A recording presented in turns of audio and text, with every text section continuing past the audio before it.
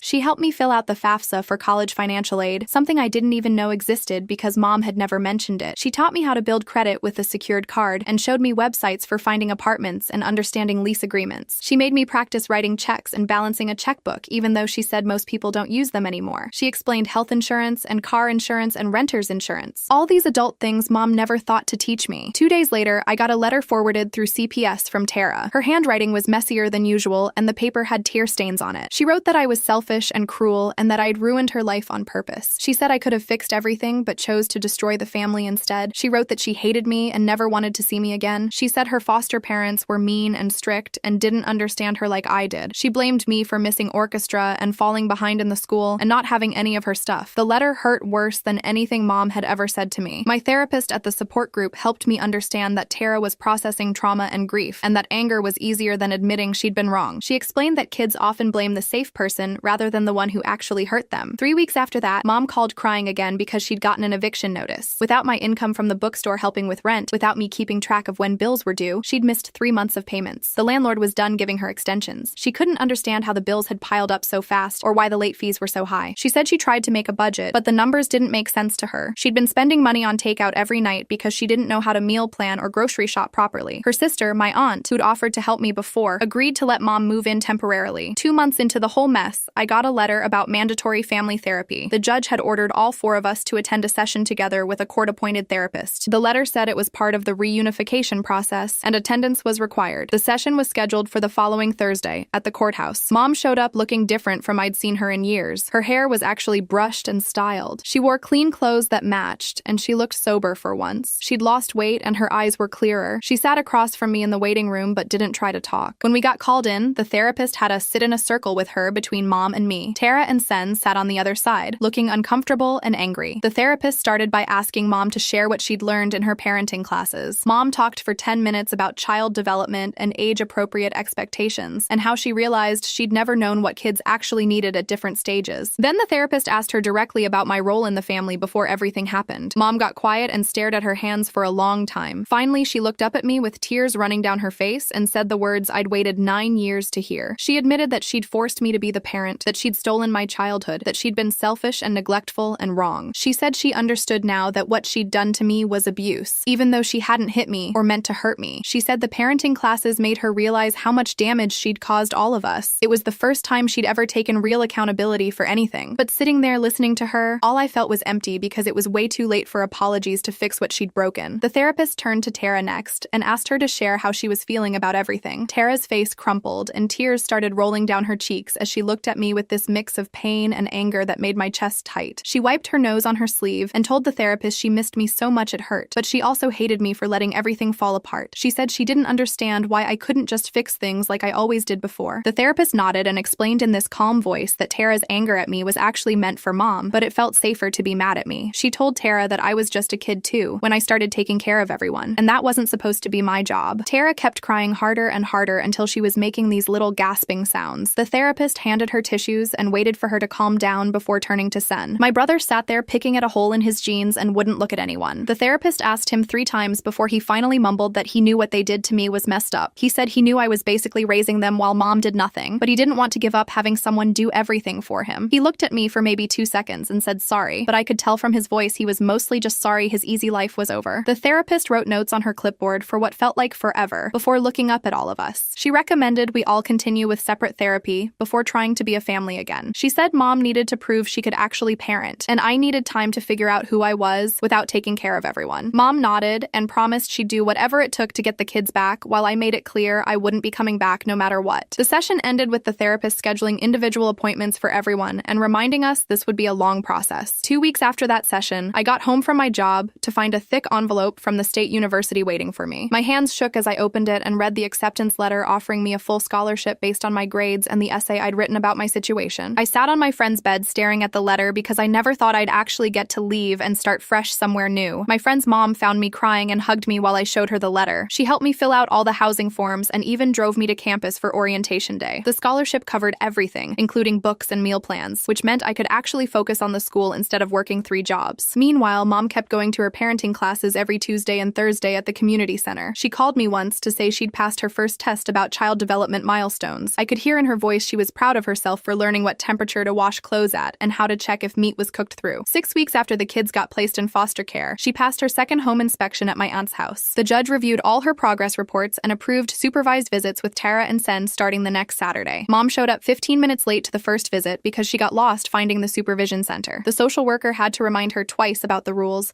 like no discussing the case or making promises about when they'd come home. Tara spent most of the hour showing Mom her math homework while Khan played on his phone and barely talked. The second visit went better with Mom remembering to bring snacks, but she forgot Tara was allergic to peanuts and brought peanut butter and jelly sandwiches. The third visit, she showed up on time with safe snacks, but couldn't help Kian with his history project because she didn't know anything about the Civil War. She kept mixing up dates and which side won what battles until Kian got frustrated and stopped asking. After 2 months of supervised visits, the judge reviewed everything again and decided Mom could have the kids on weekends. They'd stay with their foster families during the week where they had structure and homework help, but spend Friday night through Sunday with Mom. The first weekend, Mom picked them up 2 hours late because she forgot what time school ended. She didn't know Tara had orchestra practice on Saturdays, or that Kian had a job at the grocery store on Sunday mornings. 3 months passed with this schedule, and Mom slowly got better at remembering their schedules, though she still messed up sometimes. The judge decided the arrangement was working well enough to continue. The kids had stability during the week with foster parents who knew how to help with homework and get them places on time. August came and I packed everything I owned into 2 suitcases and a backpack for college. My friend's parents drove me to campus and helped me carry my stuff up to the 3rd floor dorm room. My roommate was already there unpacking what looked like her entire bedroom from home, including string lights and throw pillows. She complained that her mom had already called 4 times that day to check if she was settling in. Okay. I just nodded because I couldn't relate to having a mom who cared that much. That first week of classes felt like stepping into a different world where nobody knew my story. I could just be a normal college kid worried about picking classes and finding the dining hall. 3 weeks into the semester, I got a notification on Instagram from Tara. She'd sent me a photo of herself standing next to a washing machine with a caption saying her foster mom taught her how to separate colors from whites. It wasn't much, but I appreciated that she wanted to share this moment with me after everything. I liked the photo and commented with a heart emoji. A month later, Sen messaged me on Facebook asking if I could look over his college application essay. He started typing that he needed help with the grammar, but then stopped and sent another message saying, never mind, because he remembered I wasn't supposed to help anymore. We both sent those crying, laughing emojis, and something about acknowledging how weird everything had become made it feel a little less heavy. 2 months passed with Mom keeping to the weekend schedule and actually showing up on time more often than not. The social worker's reports kept mentioning small improvements like Mom remembering to pack lunches and asking about homework even if she couldn't help with it. The judge looked over everything at the next hearing and decided Mom could have them for the whole spring break week to see how she handled it. I watched from my dorm room as Tara posted photos of them at the park, and Sen shared a video of Mom trying to make pancakes from scratch instead of a box. The pancakes looked terrible, but they were all laughing about it, which was something I'd never seen before. When the week ended without any major disasters, the judge signed off on full reunification starting after the school year ended. Mom had to keep going to therapy therapy and parenting classes, but the kids would be living with her full-time at my aunt's house. My aunt had basically taken over making sure bills got paid and groceries got bought, while mom focused on learning how to actually parent. 3 weeks after they moved back, I got a text from mom asking if I wanted to come for dinner on Saturday. I stared at my phone for 20 minutes before typing yes. The drive to my aunt's house felt weird because I'd never been there as just a visitor before. When I walked in, the smell hit me first. Actual food cooking instead of takeout containers everywhere. The living room had toys scattered around, but not the disaster zone it used to be. Mom came out of the kitchen wearing an apron I'd never seen before with flour in her hair. She'd made spaghetti from a jar with garlic bread from the freezer, but the table was set with real plates and everyone had napkins. Tara showed me her report card after dinner and pointed to each grade like they were trophies. 2 C's, 3 B's, and 1 A- in art class. She explained how she had to actually study now instead of me doing everything, but her foster mom had taught her how to use flashcards. The grades weren't as good as when I did her homework, but she'd earned every single one herself. Cian pulled out his phone to show me photos of the grocery store where he worked stocking shelves 3 nights a week. He'd saved $400 already and found a used Honda he wanted to buy once he had enough. His manager said he was one of the most reliable workers they had, which made him proud in a way I'd never seen before. After dinner, Mom asked if we could talk outside while the kids did dishes, which was apparently their new chore schedule. She sat on the porch steps and started crying before she even said anything. She told me her therapist had helped her understand what she'd done to me and how she'd stolen 9 years of my childhood. She said she was sorry for making me be the mom when I was just a kid myself trying to survive. She admitted she didn't even remember half of my childhood because she was too busy with boyfriends and partying to pay attention. Her hands shook as she explained how the parenting classes made her realize all the basic stuff she never knew, like checking homework folders and making doctor appointments. She said watching other parents in the class made her see how much she'd failed all of us, but especially me. I didn't know what to say, so I just sat there listening to her list all the things she wished she could take back. When we went back inside, Tara was waiting by the door, looking nervous. She asked if she could hug me, and when I nodded, she wrapped her arms around me tighter than she ever had before. She whispered that she was sorry for being so mean, and for not understanding what I'd been doing all those years. Her foster mom had explained that I was just a kid too, and shouldn't have had to raise them. She said she understood now why I had to let everything fall apart, and thanked me for being brave enough to save myself, even when it meant they had to suffer. She pulled back and showed me a bracelet she'd made in therapy with beads that spelled out sister. She'd made one for herself too, so we could match like real sisters were supposed to. Chen came over and did that awkward guy thing, where he punched my shoulder lightly and said, "Thanks for making them all grow up." He admitted he knew what they were doing to me was wrong, but he liked having someone else handle everything so he didn't have to. He said losing everything made him realize how much I'd been carrying and how unfair they'd all been to expect it. 6 months had passed since that first CPS visit, and nothing was perfect, but everything was different. Mom knew how to make 5 different dinners now, even if they were all simple things like tacos and spaghetti. The kids did their own laundry and homework without anyone standing over them. I was taking classes I actually wanted and making friends who didn't know my whole story. Mom would never win any parenting awards, but she was actually trying for the first time in their lives. My siblings had learned to function like normal teenagers instead of expecting someone else to do everything, and I'd learned that protecting myself wasn't selfish, but the most necessary thing I'd ever done for all of us.